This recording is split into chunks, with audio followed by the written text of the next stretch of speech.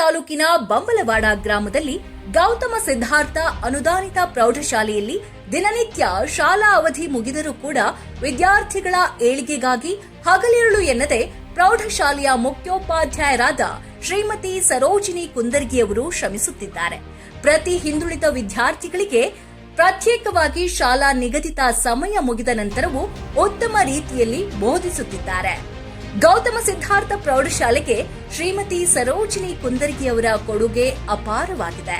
ಅವರು ತಮ್ಮ ಜೀವನವನ್ನ ವಿದ್ಯಾರ್ಥಿಗಳ ಏಳ್ಗೆಗಾಗಿ ಮುಡಿಪಾಗಿಟ್ಟಿದ್ದಾರೆ. ಅವರ ಬೋಧನೆಯು ಪ್ರತಿಯೊಬ್ಬ ವಿದ್ಯಾರ್ಥಿಯ ಮನಮುಟ್ಟುವಂತೆ ಇರುತ್ತೆ. ನಿಸ್ವಾರ್ಥ ಗುಣದ ಶ್ರೀಮತಿ ಸರೋಜಿನಿ ಕುಂದರ್ಗಿಯವರ ಬಗ್ಗೆ ಎಷ್ಟು ವರ್ಣಿಸಿದರೂ ಸಾಲದು. ಈ ಕರುಣಾಮಯಿ ಮುಖ್ಯೋಪಾಧ್ಯಾಯರಿಗೆ ಕೋಟಿ ಕೋಟಿ ವಂದನೆಗಳು. ವರದಿ ಸಚಿನ್ ಹಿರೇಕುಡಿ, ಓಂ ನ್ಯೂಸ್ ಕನ್ನಡ, ಚಿಕ್ಕೋಡಿ. ಇನ್ನಷ್ಟು ಸುದ್ದಿಗಳಿಗಾಗಿ ವೀಕ್ಷಿಸಿ ಓಂ ನ್ಯೂಸ್ ಕನ್ನಡ, ಚಿಕ್ಕೋಡಿ.